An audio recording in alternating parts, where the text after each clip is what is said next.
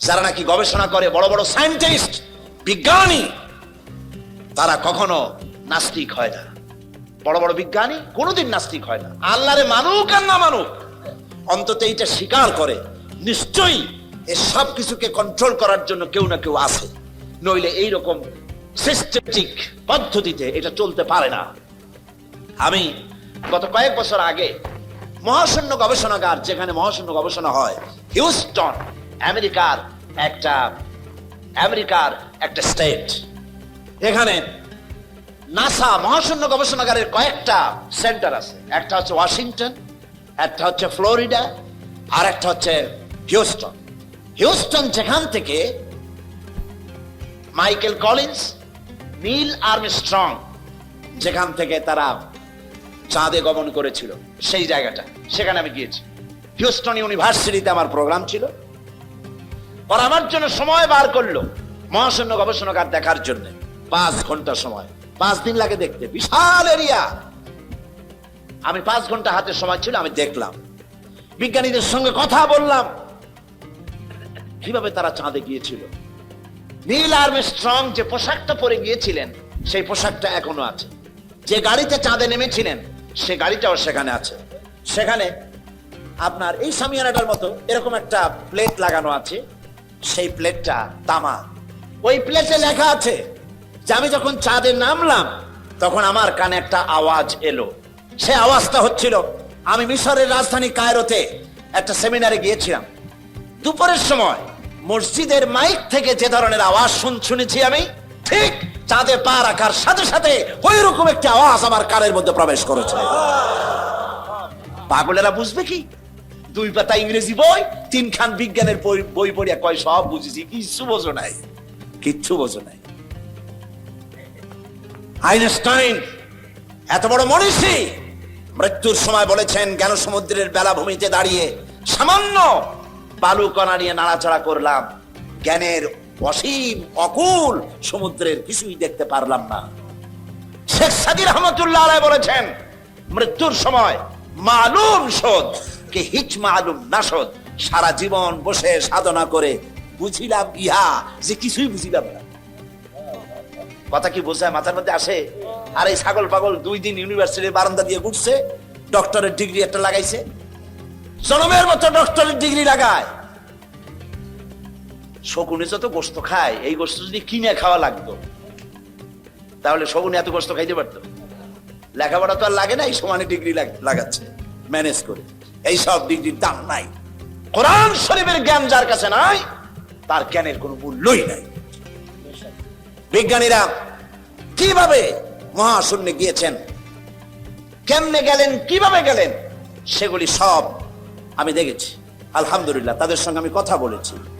বিশাল এই solar system, সৌরজগৎ। এই সৌরজগৎ বলতে আমরা কি বুঝি? সৌরজগৎ বলতে বুঝি সূর্য, চন্দ্র, পৃথিবী, নেপচুন, বৃহস্পতি, ইউরেনাস, মঙ্গল, এগুলিকে আমরা সোলার সিস্টেম, সৌরজগৎ বলি। কিন্তু এখানেই শেষ নয়। বিজ্ঞানীরা বলেছেন এই প্রত্যেকটি গ্রহের আবার আলাদা আরেকটা সোলার আছে, আরেকটা সোলার সিস্টেম রয়েছে, প্রত্যেকটির আলাদা আলাদা রয়েছে। এবং গত মাসে নাসার বিজ্ঞানীরা তারা নতুন আরেকটি তারকা আবিষ্কার করেছেন, যেই তারকা পৃথিবীর মাটি থেকে 7 কোটি আলোকবর্ষ দূরে। আলোকবর্ষ কারে বলে? আলোর গতি প্রতি সেকেন্ডে 1,86,000 মাইল। এই সেকেন্ডের মিনিট, সেই মিনিটের ঘন্টা, এবং তার সেই ঘন্টার দিন আর মাস, আর এইভাবে করে 1 বছরকে 1 আলোকবর্ষ বলা হয়। তো এর 100 বছর, এর কোটি বছর, এর 7 কোটি আলোকবর্ষ দূরে সেই তারকাটি আবিষ্কার হয়েছে। বিজ্ঞানীরা আরো বলেছেন যে এমন এমন আরো অনেক তারকা আছে, যেই তারকার আলো সৃষ্টি হওয়ার পর পৃথিবীর মাটিতে আজও স্পর্শ করতে পারে নাই। তাহলে সেই তারকা কোথায়? সেই তারকা কোথায়? রয়েছে গ্যালাক্সি, রয়েছে মিল্কি ওয়ে। এক একটা গ্যালাক্সির ভেতরে রয়েছে হাজার হাজার বিলিয়ন তারকা। সমুদ্রের তীরে কক্সবাজার গেছেন না কেউ? কক্সবাজারের সি বিচ, সমুদ্র সৈকত, এটা বাংলাদেশের অ্যাসেট। পৃথিবীতে আমি যত সমুদ্র আর মহাসমুদ্র দেখেছি, আমাদের দেশের কক্সবাজারের সমুদ্র সৈকতের মতো এত লংগেস্ট সি বিচ পৃথিবীতে আর নাই। এটা সবচেয়ে বড় সি বিচ। বিজ্ঞানীরা বলেছেন সমুদ্রের তীরের বালুকণা গোনা যেতে পারে। সাহারা মরুভূমির ভিতরের যত বালু আছে সব গুণে শেষ করা যেতে পারে, কিন্তু আল্লাহ পাক মহাশূন্যের ভিতরে যত তারকা বানাইছেন গুণে শেষ করা যাবে না। তাহলে এত তারকা যদি থাকে, আর কোন তারকা দাঁড়ায় নাই, সূর্য দাঁড়ানো নাই, চন্দ্র দাঁড়ানো নাই, ইউরেনাস দাঁড়ানো নাই, বৃহস্পতি দাঁড়ানো নাই, মঙ্গলও দাঁড়ানো নাই, সব কি করতেছে? সব ঘুরছে। কোথায় পেলাম? এইখানে। বিজ্ঞানের আসল বই কোনটা? কোরআন। চিল্লায় বলুন কোনটি? পিরোজপুরের যুবকেরা, পিরোজপুরের মুসলমানেরা কোরআন বুকের সাথে জড়িয়ে ধরো। বিজ্ঞানের মূল উৎসই কোরআন। কোরআনে কারিমে রব্বুল আলামিন বলেছেন ওয়া কুল্লুন ফি ফালাকি ইয়াসবাহুন। মহাশূন্যের ভিতরে যা আছে সব ঘুরছে, কেউ দাঁড়ায় নাই, সব সন্তরণশীল, সব ঘুরছে। অথচ এই যে তারকাগুলি ঘোরে, সূর্য ঘোরে, তারকা আমি যতটুকু দেখি আসলে কি ওইটু বলে? সূর্যটাকে আমরা দেখি একটা ফুটবলের মতো। এই সূর্যটা কত বড়? বিরাট টুকু ফিলে এই পৃথিবীর চাইতে 13 লক্ষ গুণ বড়। বিজ্ঞানীরা অনুমান করেছেন, ফিতে দিয়ে তো আর মাপতে টাপতে পারে নাই, ওর কাছে যাওয়ার আগেই তো পুড়িয়ে শেষ হয়ে যাবে, মাপবে কোন সময়? আন্দাজে একটা অনুমান করেছে পৃথিবীর চাইতে কত লক্ষ গুণ বড়? 13। পৃথিবীর চাইতে, খুব খেয়াল করেন, পৃথিবীর চাইতে 13 লক্ষ গুণ বড় একটা সূর্যকে যদি ফুটবলের মতো দেখায়, তাহলে তারকাগুলি কত বড়, যার কারণে অত ছোট্ট দেখা যায়। এই তারকাগুলি গ্যালাক্সির ভিতরে মিল্কি ওয়ের মধ্যে রয়েছে হাজার হাজার বিলিয়ন তারকা। সেগুলি কত বড়? বিজ্ঞানীরা বলেছেন যে সূর্য পৃথিবীর চাইতে 13 লক্ষ গুণ বড়। এইরকম 3 কোটি সূর্য খায়া পেটের মধ্যে রেখে দিতে পারে এইরকম হাজার হাজার তারকা আল্লাহ পাক মিল্কি ওয়ের মধ্যে গ্যালাক্সির ভিতরে তৈরি করে রেখেছে। তাহলে আমার আল্লাহ কত বড়? সুবহানাল্লাহ। যার সৃষ্টি এত সুন্দর, এত বিশাল, এই তারকাগুলি এখন মনে করা যাচ্ছে সূর্যের চাইতে তারকা বড় না। এই তারকা খাওয়ার আবার আর এক জন্তু আছে, তার নাম হলো ব্ল্যাক হোল। ব্ল্যাক হোল অন্ধকুয়া। এই অন্ধকার কুয়া মহাশূন্যের ভিতরে একটা নয়, হাজার হাজার, কত হাজার আছে, বিজ্ঞানীরা গুণে কুল পায় নাই। সেই কুয়াগুলি কি? সেই অন্ধকার কুয়াগুলি হলো তারকাগুলি ঘুরতে ঘুরতে, কেউ তো দাঁড়ানো নাই, সবগুলি ঘুরতেছে। তারকাগুলি ঘুরতে ঘুরতে কোন এক মুহূর্তে যদি ব্ল্যাক হোলের রেঞ্জের ভিতরে যদি এসে যায়, বাচ্চা ছেলেরা বা আপনি মুখের মধ্যে চকলেট দিয়া এই চকলেট চুষে যেমন নিমিষে আপনি শেষ করে ফেলেন, খেয়ে ফেলেন, পৃথিবীর চাইতে যে তারকা, যে সূর্য 13 লক্ষ গুণ বড়, এরকম 3 কোটি সূর্য খায়া হজম করতে পারে যে তারকা, সেই তারকা ব্ল্যাক হোলের মধ্যে যদি পড়ে যায়, নিমিষের ভিতরে ব্ল্যাক হোল এবং তারকা খায়া হজম করে ফেলে দেয়। আল্লাহ রাব্বুল আলামিন আজ বিজ্ঞান আবিষ্কার করেছে ব্ল্যাক হোলের কথা, কিন্তু আমার নবীজি এই ব্ল্যাক হোলের কথা বলে রেখেছেন 1400 বছর আগে। আল্লাহ বলেছেন, আল্লাহ পাক বলেছেন ফালা উকসিমু বিমাওয়াকিন নুজুম, সূরা ওয়াকিয়া। আল্লাহ পাক বলছেন শপথ করি, কসম করি সেই পতিত স্থানের যেখানে তারকা সমূহ নিপতিত হয়। আজ বিজ্ঞানীরা আবিষ্কার করেছে তারকা নিপতিত হয় কোথায়? সেই ব্ল্যাক হোল তারা আবিষ্কার করেছে। মাথা ঘুরে গেছে, কি বিশাল পৃথিবী। আচ্ছা দেখেন, আপনাদের ঘরে মানচিত্র আছে না? একটু কথা কইলে আমি মজা পাই। মানচিত্র খুলে দেখুন, বাংলাদেশের মানচিত্রে পিরোজপুরের অবস্থান কতটুকু? একটুক হবে, তার বেশি তো হবে না। এশিয়ার মানচিত্রে বাংলাদেশের অবস্থান কতটুকু? একটুকু হবে। পৃথিবীর মানচিত্রে বাংলাদেশের অবস্থান একটা কলমের নিপ পড়ার জায়গা, ঠিক না? তো পৃথিবীর মানচিত্রে বাংলাদেশের অবস্থা যদি এই হয়, তাহলে আল্লাহর এই বিশাল সোলার সিস্টেম সৌরজগতের মধ্যে পৃথিবীর অবস্থান কতটুকু, আর আপনার আমার মতো সলিমুদ্দি কসিমুদ্দির অবস্থান কতটুকু? কথা বোঝেন? কোনো হাস্তি নাই, কিচ্ছু নাই, সামান্য একটু দুদিনের ক্ষমতা, বাহাদুরি কি, হ্যান করেঙ্গে ত্যান করেঙ্গে, লাঠিকে আন্দার মুগুর ভরেঙ্গে। মাতবাড়ির ঠেলায় মানুষ অস্থির হয়ে যায়, আল্লাহরে চেনে না, আল্লাহরে অস্বীকার করে। হায় হায়, কি কপাল পোড়া। আল্লাহ পাক বলছেন, বলো আলহামদুলিল্লাহি রাব্বিল আলামিন, বহুমাত্রিক জগতের মালিক যিনি, তার প্রশংসা করো। শুধু একটা পৃথিবী বানান নাই, সহস্র সহস্র এভাবে জগৎ তিনি তৈরি করেছেন, একটা দুইটা না। শুধু তাই নয়, আলহামদুলিল্লাহি রাব্বিল আলামিন, প্রশংসা করো আল্লাহর। কোন আল্লাহর? যিনি রব্বিল আলামিন, যিনি রব, যিনি কি বলেন, যিনি কি, জোরে কোন? কোন রব? রব বলে কারে? রব বলা হয় তাকে যিনি, যার যতটুকুন যখন প্রয়োজন চাওয়ার আগে ওই সব যিনি যিনি পৌঁছায় দেন, তার নাম রব। তার নাম রব। আমার যখন দাঁতের দরকার ছিল, আল্লাহর কাছে চাওয়া লাগে নাই, দরখাস্ত করা লাগে নাই, সময় মতো আমার মুখে আল্লাহ পাক দাঁত পৌঁছায় দিয়েছেন, ঠিক কিনা? আল্লাহ পাক আমার শরীরটাকে বানায় দিয়েছেন, কোনো দরখাস্ত করি নাই, কোনো আল্লাহর কাছে দরখাস্ত করা হয়নি। আমার হাত লাগবে, পাও লাগবে, নাক লাগবে, চোখ লাগবে, বড় লাগছে, কিছু বলা লাগে নাই। বিনা দরখাস্তে সুন্দর একটা বডি আমাকে দান করলেন, বলি আলহামদুলিল্লাহ। কোন আলহামদুলিল্লাহ? আল্লাহ তো এটার জন্য কোনো ট্যাক্স চান নাই, ট্যাক্স চাইছেন। এই যে বৈদ্যুতিক বাতি জ্বলছে, আপনাদের বাড়িতেও বৈদ্যুতিক আলো আছে, ফ্যান আছে, মাসের শেষে বিল আছে কিনা? আসে কিনা? যদি বিল না দেন তাহলে আপনার লাইন থাকবে না লাইন কেটে দেবে? লাইন কেটে দেবে। খুব সহজ করে। এবার আপনি বলেন, শীতকালে যে শীতের মজা ভোগ করলেন, গরমের দিনে যে ঠান্ডা বাতাস পেলেন, বাতাসের ভেতর থেকে যে অক্সিজেন গ্রহণ করলেন, এজন্য আল্লাহ রাব্বুল আলামিন মাসের শেষে কোনদিন ফেরেশতা বিল নিয়ে আসছে নাকি, বেটা বিল দে, তা না হলে ঘেড়ি ভাঙিয়ে দেবো? জি আসছে, এরকম আসে নাই, ভবিষ্যতে আসবে নাকি?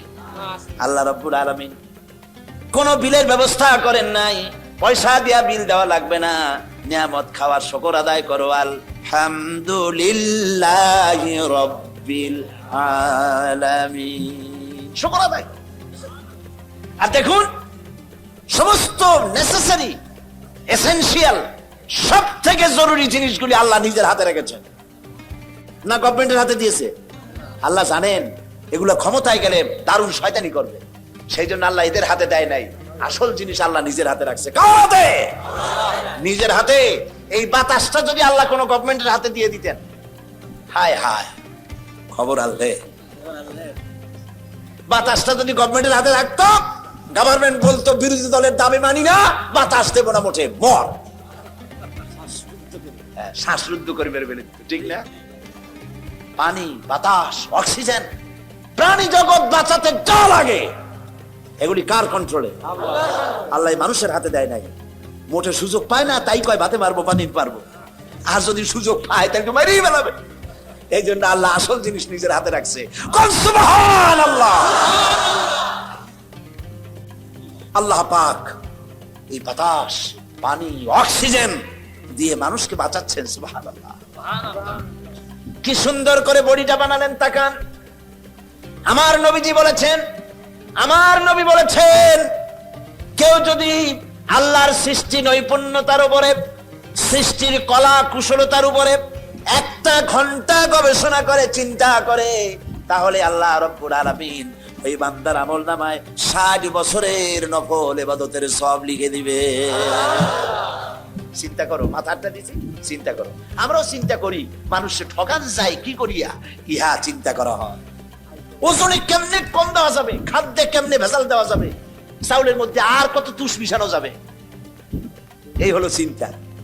খুদকুরা মিশানো যাবে, এমন পাথর মিশায়, দন্ত চিকিৎসক পাশে ভাত খাওয়া লাগে, দাঁত কোনটা ভাঙবে তার তো ঠিক নেই। এইগুলো নিয়ে চিন্তা করে মানুষ, ঠিক কিনা কর? আল্লাহ কয় চিন্তা করো, গবেষণা করো, কেমনে বানাইছে, তোমার নিজের শরীরটা দেখো। আচ্ছা দেখেন, লক্ষ্য করুন বৃহস্পতিবাসী, এই যে একটা বডি, শরীর, এটা কি শরীর, এই শরীরটার দিকে লক্ষ্য করুন তো। আল্লাহ শকরে মাথা নিচে হয়ে আসবে, এক্ষুনি সেজদা দিতে ইচ্ছে করবে। আপনার এই বডিটাকে উষ্ণ রাখার জন্য, বডিটা যদি হিম শীতল হয়ে যায় কি হবে না আপনি করেন? একেবারে খুব তাড়াতাড়ি মরে যাবেন, মোটেও সময় লাগবে না। তাহলে শরীরটা কি থাকতে হবে বলেন? গরম থাকতে হবে, উষ্ণ থাকতে হবে। শরীরটা গরম থাকে কিসে? রক্তের কারণে। কিসের কারণে? রক্তের কারণে। এই রক্ত হয় কি দিয়ে?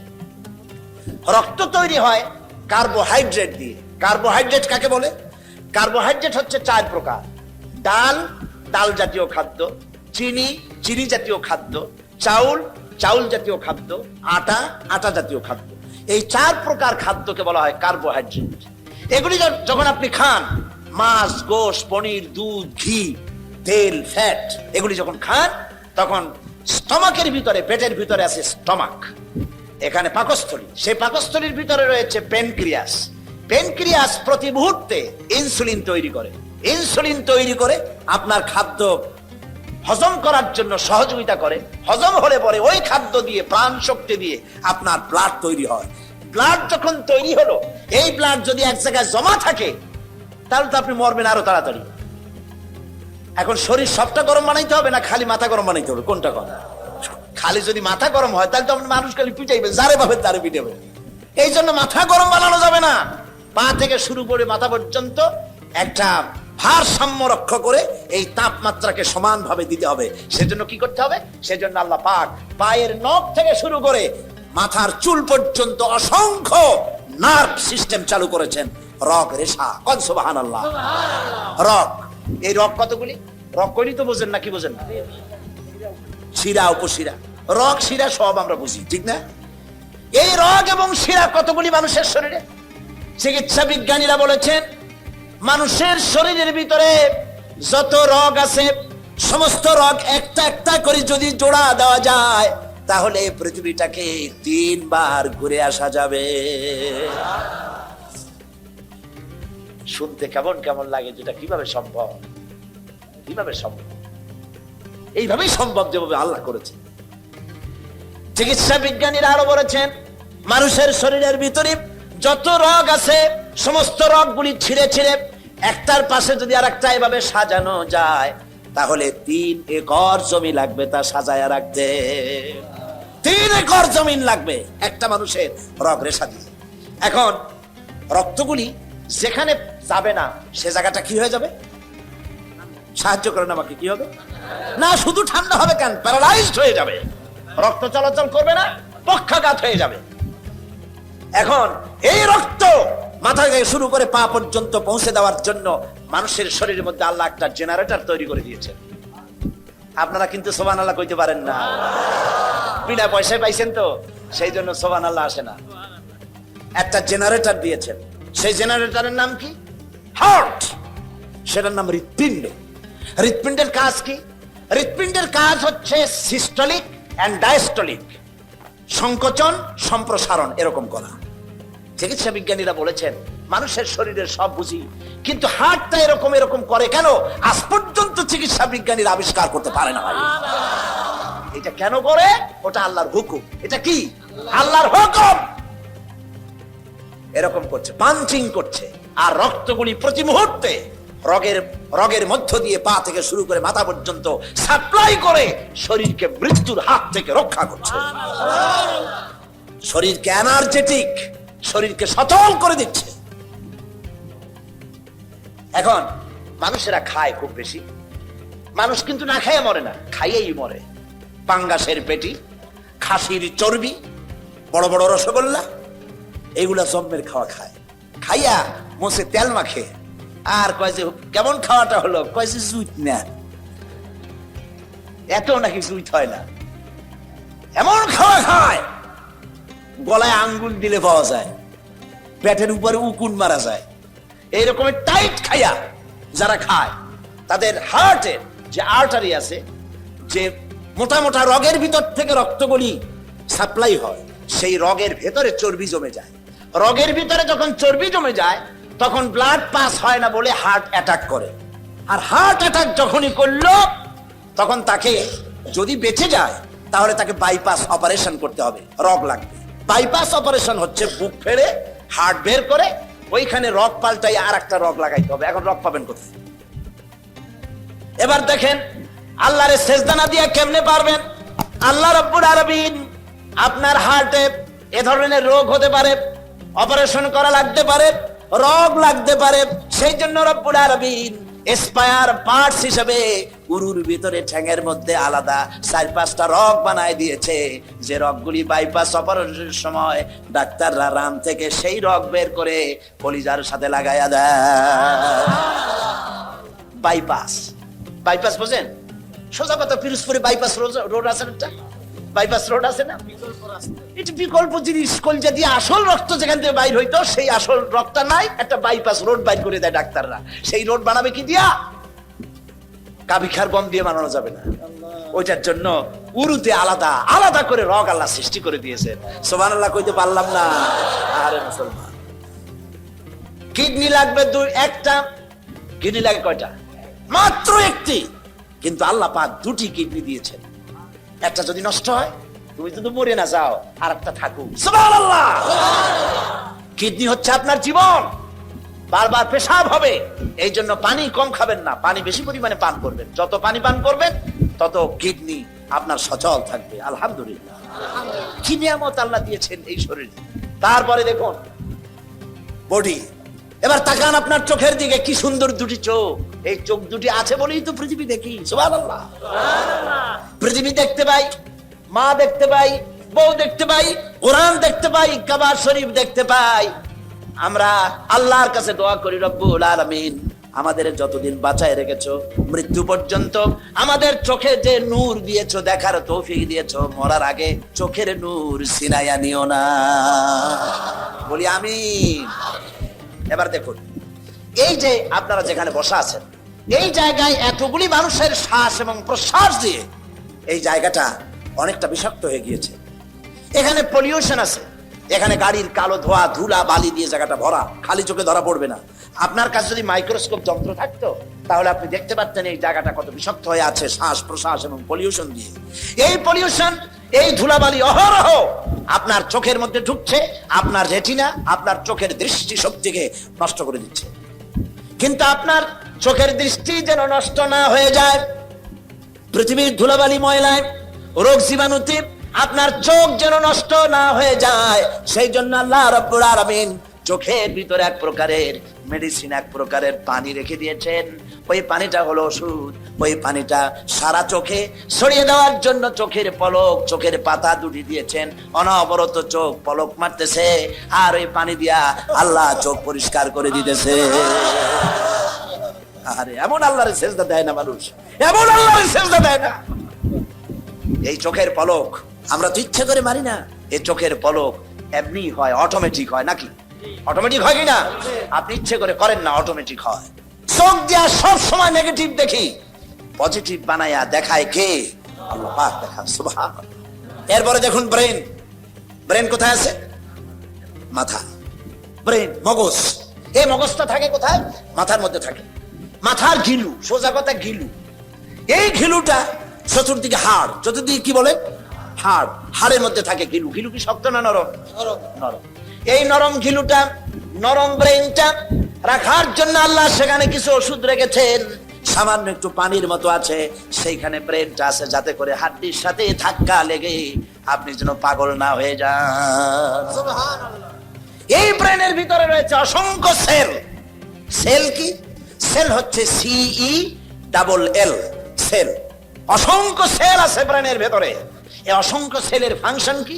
এর ফাংশন হলো, একটার ফাংশন হলো আনন্দ, তৃপ্তি, মেধা, চিন্তা, প্রজ্ঞা, সুখ, শোক, অনুভূতি। অসংখ্য কাজ আপনার ব্রেনের মধ্যে রয়েছে। অসংখ্য সাইডে এইগুলি রয়েছে। এর মধ্যে রয়েছে মেমোরি, এর মধ্যে রয়েছে স্মৃতি। আপনার যে কম্পিউটার আছে, কম্পিউটার দেখছেন না আপনারা? দেখেন, যাদের পয়সা কড়ি আছে কম্পিউটার কিনবেন এবং কম্পিউটার শিখবেন। গেলবার লন্ডন থেকে আসার সময় আমাকে একজনে একটা কম্পিউটার হাদিয়া দিল আমাকে। এটা হলো পৃথিবীর লেটেস্ট কম্পিউটার। এই কম্পিউটারের ভেতরে বটন টিপ দিলে পরে, মানুষের মাথায় আল্লাহ কি বুদ্ধিটা দিচ্ছেন চিন্তা করেন, বটন টিপ দিলে পরে সঙ্গে সঙ্গে সিস্টেম অনুযায়ী হাদিস, অন্তত 14,000 হাদিস সেখানে সাজানো আছে। আমি যদি চাই উজুর ব্যাপারে রাসূলুল্লাহ কি কি বলেছেন, আমি বাটন টিপবো, তখনই বুখারীতে কয়টা আছে, মুসলিমে কয়টা আছে, আবু দাউদে কয়টা আছে, নাসাইতে কয়টা আছে, বাইহাকিতে কয়টা আছে, শামাইলে তিরমিজিতে কয়টা আছে, 14,000 হাদিস সেট করা আছে